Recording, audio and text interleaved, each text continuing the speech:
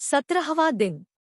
गुरु द्रोणाचार्य के बेटे अश्वत्थामा को पता चला कि भीम ने दुर्योधन की बाई जांच तोड़ दी है और वह अधमरा पड़ा है।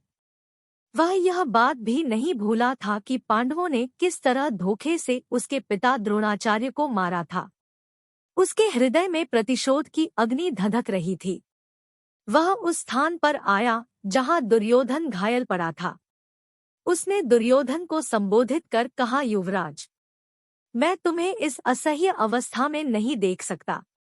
मैं शपथ लेता हूँ कि आज रात्रि में जब पांडव सो रहे होंगे तो मैं उनका वध कर दूंगा। दुर्योधन अश्वत्थामा की बात सुनकर बहुत प्रसन्न हुआ और उसने युद्ध के 18वें दिन के लिए उसे सेना प्रमुख मनोनीत किया। वह बोला, मित्र, मुझे पूर्ण विश्वास है कि तुम अपनी प्रतिज्ञा जरूर पूरी करोगे और उसके बाद ही मेरे दिल को शांति मिलेगी। रात गहरा चुकी थी और पांडवों की सेना युद्धक्षेत्र से लौटकर सो रही थी। काफी दिनों के बाद सब निश्चित होकर सोए हुए थे। अश्वत्थामा अपने शिविर में प्रतिशोध की अग्नि में जल रहा था। वह चुपके से उठकर पांडवों के शिविर में जाने लगा, पर फिर कुछ सोचकर अपने मामा कृपाचार्य के पास गया। उसने उन्हें अपनी योजना बताई। उसकी बात सुनकर उन्होंने इसका विरोध करते हुए कहा, तुम्हें अपनी इस घटिया सोच पर शर्म आनी चाहिए।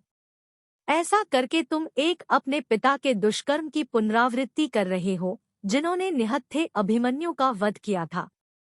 कृपाचार्य की बात सुनकर भी अश्वत्थामा पर कोई प्रभाव नहीं पड़ा। वह अपने निश्चय पर अडिग था। इसलिए कृपाचार्य भी कृतवर्मा को साथ लेकर उसके साथ हो लिए। अश्वत्थामा सीधा पांडवों के शिविर में गया। सब गहरी नींद में सोए हुए थे। अश्वत्थामा सबसे पहले धृष्टद्युम्न के शिविर में गया और उसने उसके सैनिकों सहित उसका वध कर दिया। फिर वह एक दूसरे शिविर में गया। वहां पर पांचों पांडवों के सोए होने की संभावना थी, किंतु संयोग से श्रीकृष्ण पांडवों को किसी दूसरे शिविर में ले गए थे। अश्वत्थामा ने पांचों पांडवों के धोखे में द्रौपदी के 5 पुत्रों को मार डाला। अश्वत्थामा, कृपाचार्य और कृतवर्मा को पांडवों की सेना का जो भी व्यक्ति दिखाई दिया, उन्होंने उसे मार डाला। इतना ही नहीं, इतने सारे लोगों को मारने का पाप करने के बाद उन्होंने पांडवों के शिविरों में आग भी लगा दी।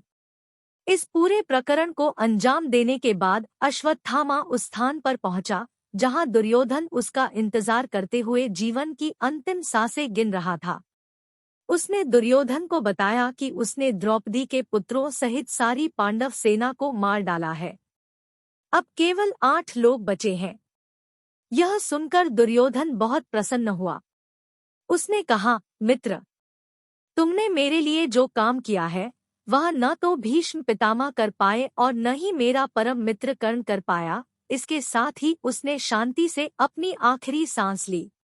18वें दिन प्रातः जब पांडवों को यह दुखद समाचार ज्ञात हुआ कि अश्वत्थामा ने रात्रि में उनके पुत्रों सहित सारी पांडव सेना को मार डाला है, तो उनके दुख का पारावार न रहा। पांडवों के पक्ष के केवल 8 लोग बचे थे, 5 भाई, माता कुंती, द्रौपदी और उत्तरा। द्रौपदी का दुख असहनीय था। वह जोर जोर से चीत्कार कर रही थी और पांडवों को संबोधित करते हुए कह रही थी, क्या आप में से किसी की भुजाओं में इतना बल नहीं बचा कि अपने बेटों के हत्यारे अश्वत्थामा को मार सके। पांडवों ने द्रौपदी को धीरज बंधाते हुए कहा, द्रौपदी, शांत हो जाओ। हमें भी अपने पुत्रों का शोक है और हम अश्वत्थामा को पाताल से भी ढूंढ निकालेंगे। वह हमसे बच नहीं सकता।